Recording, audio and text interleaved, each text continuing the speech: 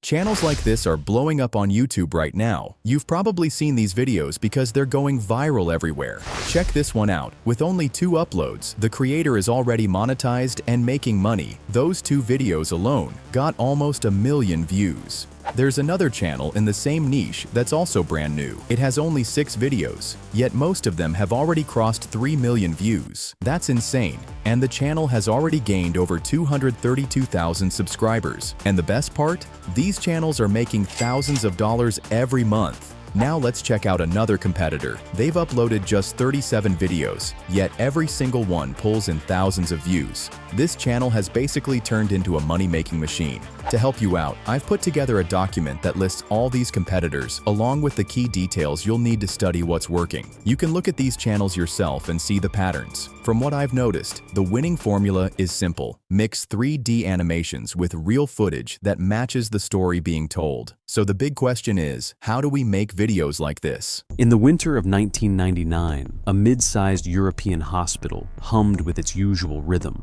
beeping monitors, rushing nurses, worried families. Yet in one wing, something extraordinary unfolded. A man in a white coat, stethoscope at his neck, moved with calm authority. Nurses deferred to him.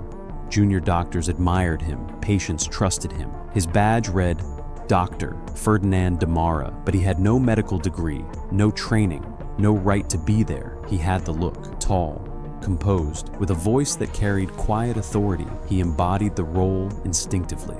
At first, he lingered in the background, asking the right questions, volunteering for overlooked tasks, sitting in on consultations unnoticed. No one ever asked where he had trained. Assumptions filled the silence. His first true test came with a patient suffering a collapsed lung. Instead of panicking, he issued precise orders: oxygen, chest tube, scalpel, directing others while he observed. The patient survived. Nurses whispered about his composure, and the myth of the new doctor solidified. From there, he studied relentlessly, shadowing real physicians, memorizing procedures, and mastering the language of medicine. Soon, he was signing charts, conducting minor exams. Pretty cool, right? That voice you just heard, paired with the 3D animations, was made entirely with AI. And the crazy part? This technology keeps getting better every single day, which means anyone, including you, can start making videos like this. And that's exactly what I'm going to show you today, step by step. So make sure you stick around until the end because I don't want you to miss any part of the process. And if you're ready, hit that like button, subscribe, and drop a comment saying ready down below. We're going to break this down into 5 simple steps. These will cover how to come up with viral ideas, how to write scripts that match the level of these viral videos, how to generate the images, how to generate 3D animations, and finally, how to put everything together. Step 1.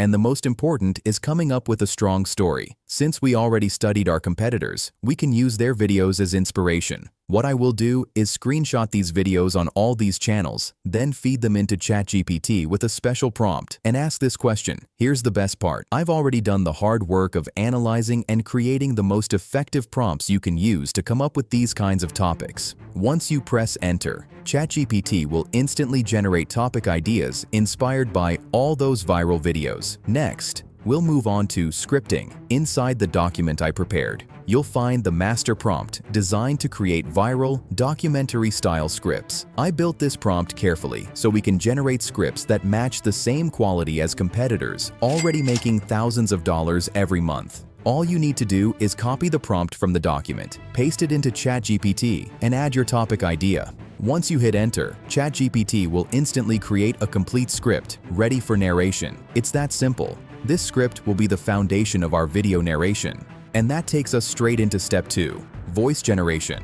For this, we'll be using a tool called 11 Labs. You'll find the link in the description. Once you've opened 11 Labs, head over to the Voices section. From there, you can filter by category, language, and accent. I usually set the language to English with an American accent. Go through the list and preview a few voices until you found one that you want to go with. Personally, I'm going to go with this one. I think this voice sounds really engaging, so I'm going to add it to my list of favorites and use it for this project. Next, take the script you got from ChatGPT, copy it, and paste it into 11 Labs. Just keep in mind that the platform has a 5,000 character limit per render, so if your script is longer, you'll need to split it into parts.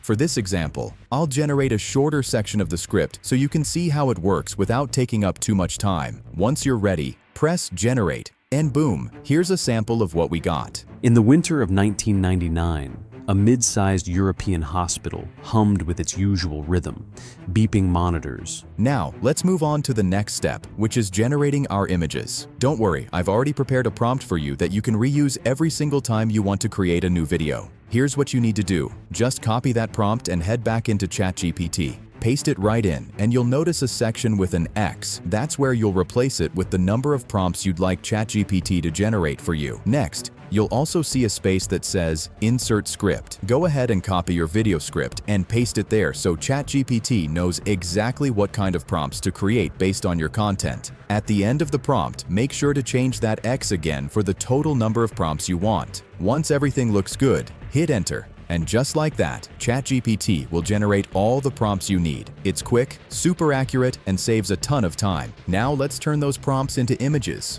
Click on the Tools icon, then select Create an Image. Copy your first prompt, paste it in. Make sure to add 16:9 ratio at the end of the prompt for YouTube and hit Generate. And boom! Check this out. It's exactly the way I want it. Let's try another one. Again with the 16:9 ratio. And there we go. Simple, clean, and perfect. Just repeat this same process for all of your prompts. That's literally all it takes. Now that we have all the images ready, let's download them and move on to the next step, animating these images. For this, I'm going to use a tool called Easemate AI. I've tested a few other platforms, but for this kind of content, Easemate has been the most effective. You'll find the link in the description as well. Let's head over to Easemate and upload our first image. Make sure the aspect ratio is set to 16:9 since that's the format for YouTube. Then I'll paste in a prompt I got from ChatGPT to animate this image. Set the duration to 5 seconds and hit Generate. Let's check the result.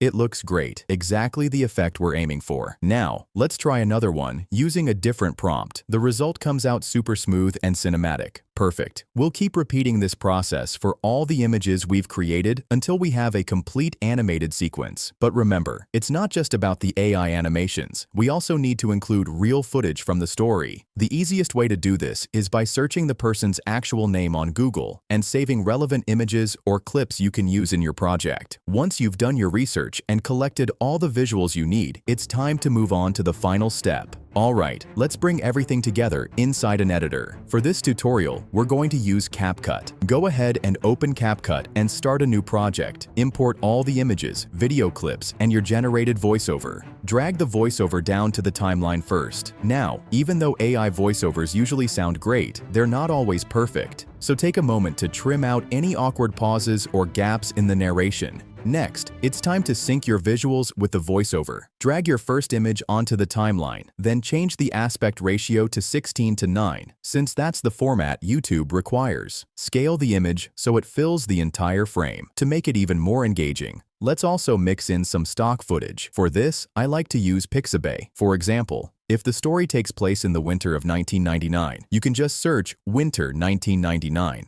and instantly find relevant footage to download for free. Add this stock footage into your CapCut timeline along with your AI-generated clips. Scale and adjust everything so it fits perfectly in the frame. Now, let's make it feel more alive by adding sound effects. Think about small details that fit the story, like hospital ambiance or heartbeat sound. These little touches make a huge difference. After that, it's time for background music. Go back to Pixabay, search documentary, and you'll find tons of free tracks you can use safely. Import your chosen music into CapCut, drag it onto the timeline, and match its length with your video. Then, lower the volume so it doesn't overpower the narration. Once that's set, let's add some text overlays. For example, if you're introducing a character, you can display their name on screen. Just go to the text tool, pick default text, drag it to the timeline, and type in the name. You can change the font, adjust the colors, and even add a simple text animation to make it stand out. At this point, the video is really coming together. Do a final polish. Add zoom-ins, zoom-outs, or small transitions wherever they make sense. And once everything looks smooth, go ahead and click export. Save your video in 1080p, and you're done. And guys, with that, today's video has come to an end. Now, I want to know who's serious about starting this journey. If you're one of those people, drop a comment that says, "I'm in," so I know you're part of the small group that's really ready to take action. I wish you the best of luck.